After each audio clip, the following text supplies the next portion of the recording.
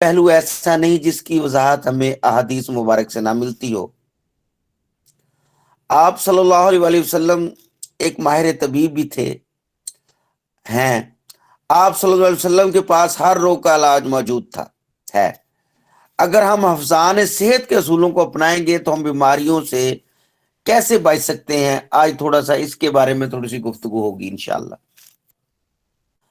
آپ صلی اللہ علیہ وسلم کا ارشاد پاک ہے، ہفتہ وار ناخن ضرور ترشوائے جائیں، اور ناخن دانتوں سے کاٹنے کی ممانعت فرمائی ہے، کیونکہ دانتوں کا ہضم غذا سے گہرا تعلق ہے۔ دانتوں کی صفائی کے بارے میں آپ صلی اللہ علیہ وسلم نے حکم فرمایا، دانت اگر صاف نہ ہوں گے تو غذا کے ساتھ فاسد مادے معدے میں چلے جائیں گے اور صحت خراب ہونے کا امکان ہے۔ آپ صلی اللہ علیہ وسلم جب خواب سے بیدار ہوتے تو اپنا دہن مبارک مسواک سے ضرور صاف کرتے تھے۔ آپ صلی اللہ علیہ وسلم نے فرمایا، جب پانی یا کوئی مشروب پیو تو اس کے اندر سانس نہ لو اور نہ پھونک مارو۔ صبح سویرے اٹھ کر ہاتھ منہ دھوئیں، جب اپنے بدن کو صاف کریں اور صاف کپڑے پہنیں۔ لیکن کوئی متعدی بیماری میں مبتلا ہو تو آپ صلی اللہ علیہ وسلم کا ارشاد، اس کو تندرست سے علیحدہ رکھو۔ آپ صلی اللہ علیہ وسلم نے فرمایا، اپنے پینے کے برتن ڈھک کے رکھو اور ان پر کپڑا ڈال دو۔ ایک اور جگہ فرمایا، پیٹ بھر کر کھانا مت کھاؤ۔ آج جتنی بھی ہماری بیماریاں ہیں، ہارٹ ڈیزیز کے متعلق، شوگر پیشنٹ کے متعلق، اس کو دیکھ لیں، اگر وہ پیٹ بھر کے کھانے سے، ڈاکٹر حضرات جو ماہر طبی معالج ہیں وہ اس بات میں منع کرتے ہیں کہ پیٹ بھر کے مت کھائیے۔ خاص کر ہارٹ ڈیزیز میں تو میں ایسے پیشنٹ کو کہتا ہوں کہ آپ ابھی تھوڑی سی بھوک ہو تو کھانے کو چھوڑ دیں۔ اور اسلام کا یہ ایک بہترین جو ہے عمل ہے، اسلامی طب میں ہے کہ پیٹ بھر کر کھانا مت کھائیں۔ اسلام ایک مکمل دین ہے، زندگی کے ہر شعبے میں انسان کی رہنمائی کی ہے، اور اس پر پیرا ہو کر ہم اپنی دین اور دنیا دونوں زندگیوں کو سنوار سکتے ہیں۔ کلام پاک میں ہے کہ جسم کو پاک صاف رکھنے کی تاکید فرمائی۔ خدا کا فرمان ہے کہ ہر مسلمان پاک اور صاف رہے، اپنے سر اور بدن کو صاف رکھے۔ اس لیے کھانا کھانے سے پہلے ہاتھ ضرور دھو لیا کریں، کیونکہ گندے ہاتھوں سے کھانا کھانے سے جراثیم پیٹ میں جاتے ہیں اور اس کا نقصان ہوتا ہے۔ جب تک بھوک نہ لگے کھانا نہ کھاؤ، جب تک کھانا کھاؤ تو سیر ہو کر نہ کھاؤ۔ صحت کو برقرار رکھنے کے لیے ضروری ہے کہ پیٹ بھر کر نہیں کھانا چاہیے۔ ایک اور جگہ ارشاد ہے کہ انسان کے لیے اتنے ہی لقمے کافی ہیں جو اس کی کمر کو قائم رکھنے کے لیے یعنی اس کی کمر کو قائم رکھ سکیں۔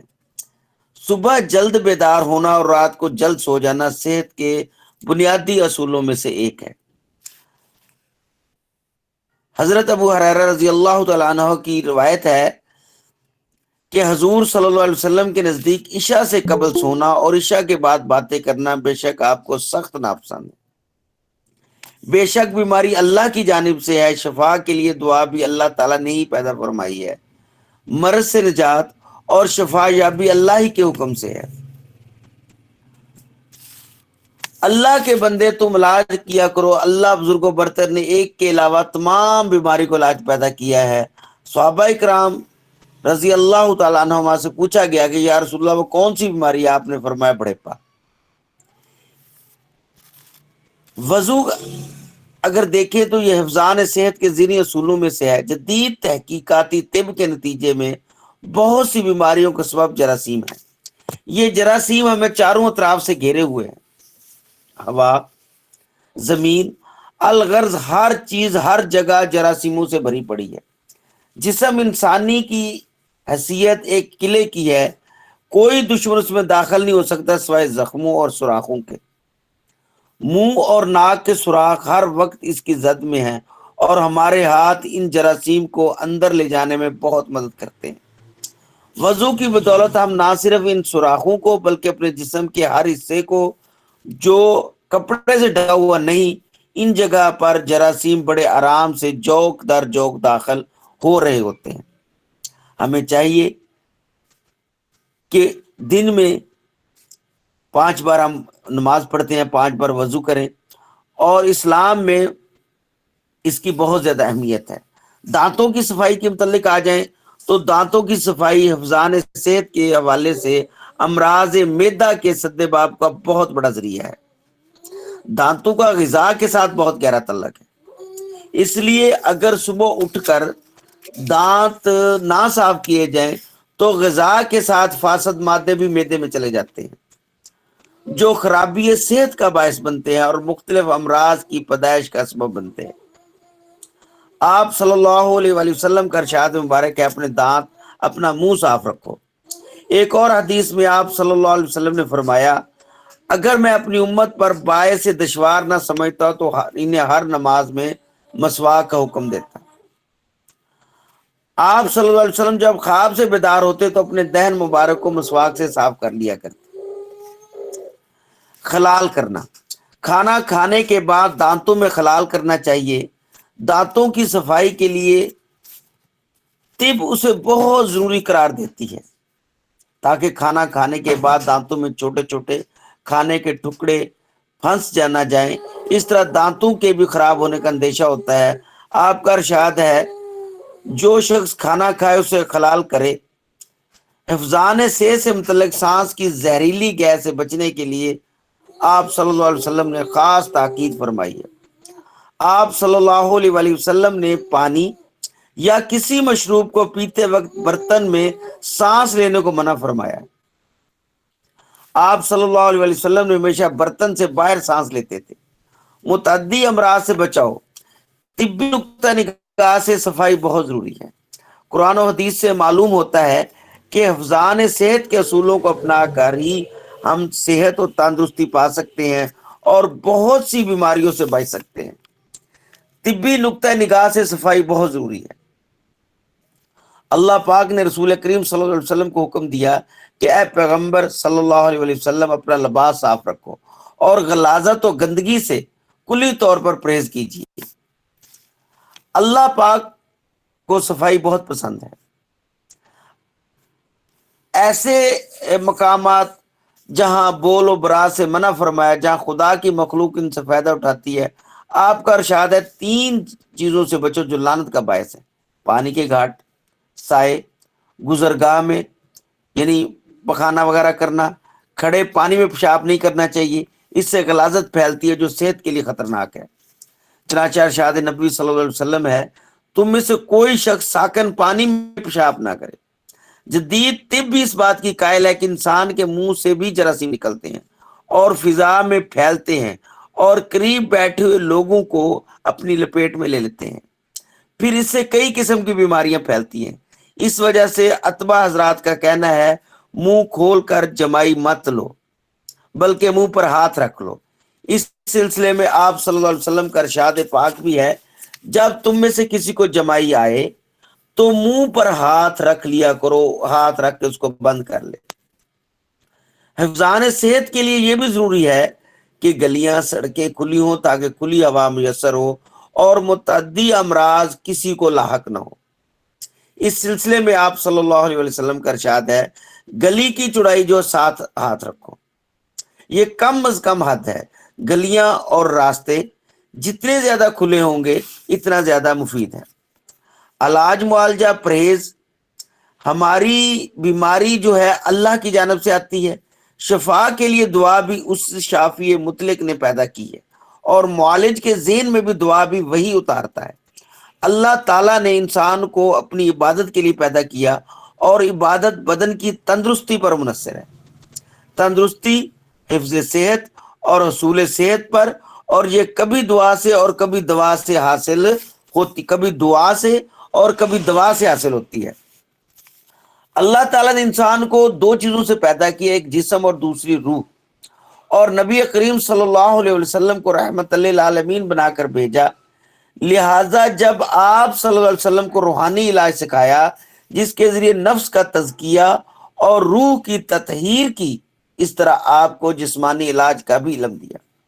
انسانی صحت پر اس لیے ضروری ہے کہ اگر وہ بیمار ہوگا تو عبادت کا فریضہ کیسے ادا کرے گا۔ تندرست انسان ہی حقوق اللہ اور حقوق العباد کا خیال رکھ سکتا ہے۔ آپ صلی اللہ علیہ وآلہ وسلم کے مطابق علم دو ہیں، ایک علم دین اور ایک علم طب۔ فن طب کی دو شاخیں ہیں، حفظ صحت اور حصول صحت۔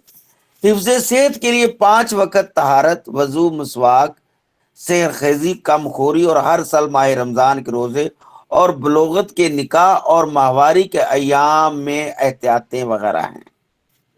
اس کے ساتھ ہی حصول صحت یعنی امراض کے علاج میں طبیب روحانی آپ صلی اللہ علیہ وآلہ وسلم کی اسوہ حسنہ اور کتاب الطب اسلامی طب یعنی موجود ہے، جن میں وہ حکمت بھرے اقوال پائے جاتے ہیں، جن میں بعض مفرد دواؤں کے الگ الگ اوصاف بھی پائے جاتے ہیں جو صدیوں سے لوگ استعمال کرتے آ رہے ہیں۔ مثال کے طور پر شہد، مکئی، کلونجی، کست شیریں، انجیر، کھجور، دودھ، زیتون، لہسن، کدو، کھیرا، انگور، انار وغیرہ وغیرہ، اور حرام اور مکروہ چیزوں سے منع فرمایا گیا۔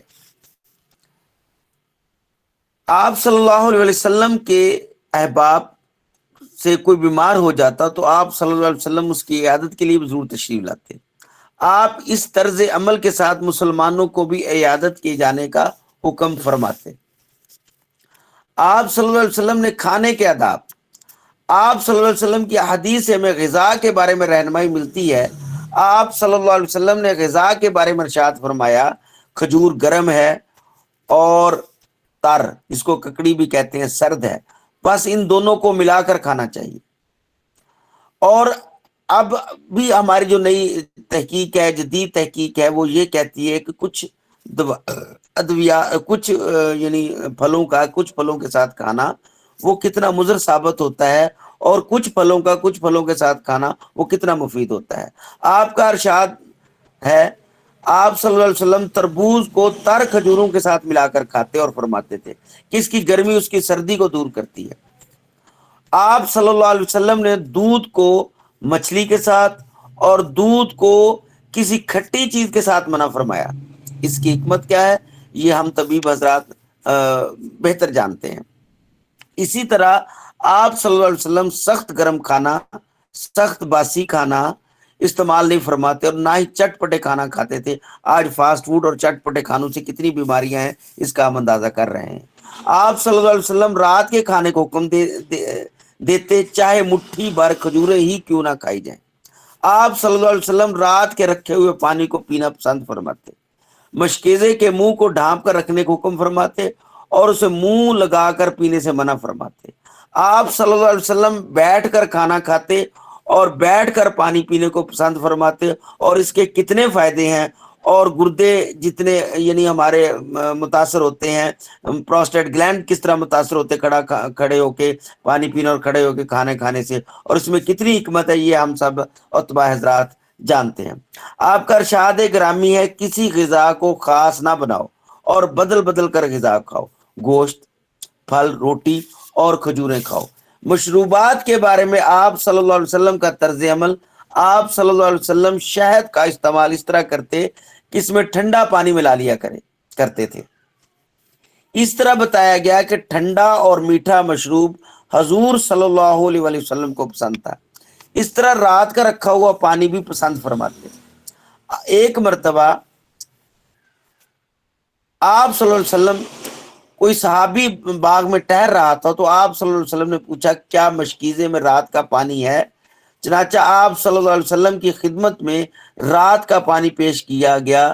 آپ صلی اللہ علیہ وسلم نے اس کو پیا، پسند فرمایا۔ آپ صلی اللہ علیہ وسلم بیٹھ کر کھانا کھاتے اور بیٹھ کر پانی پیتے اور پانی میں 3 دفعہ رک رک کر سانس لیتے۔ آپ نے فرمایا برتنوں کو ڈھانپ کر رکھو اور مشکیزوں کے یعنی برتنوں کے منہ بند کر کے رکھو۔ حضور صلی اللہ علیہ وسلم نے مشکیزے کے منہ کو لگا کر پانی پینے سے منع فرمایا۔ کھانے پینے کے بارے میں آپ صلی اللہ علیہ وسلم نے احتیاطی ہدایت بھی ارشاد فرمائی۔ مثلا زیادہ خوری کی ممانعت یوں فرماتے، اے ابن آدم، تیرے لیے اتنے ہی لقمے کافی ہیں جن سے اس کی کمر سیدھی رہے اور اگر خوب کھانا ہو تو پیٹ کے ایک حصے کو کھانے سے بھر، دوسرے کو پانی کے اور تیسرے کو سانس کے لیے چھوڑ دے۔ روحانی امراض و علاج، آپ صلی اللہ علیہ وسلم نے بیماروں کے ساتھ بہت اچھا سلوک کرنے کا حکم دیا۔ آپ صلی اللہ علیہ وسلم نے بیماروں کا بہت خیال رکھتے تھے۔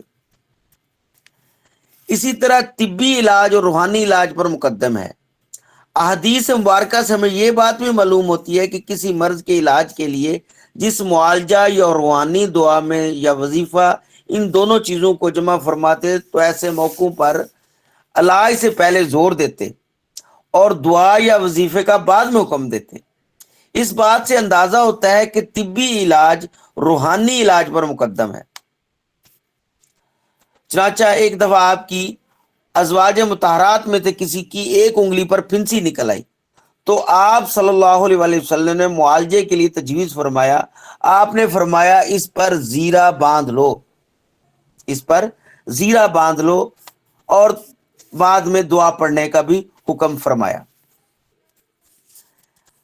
یعنی ہمیں عبادت کے طبی فائدے، اسلام میں جو عبادت کا تصور ہے اس کا مقصد تزکیہ نفس ہے۔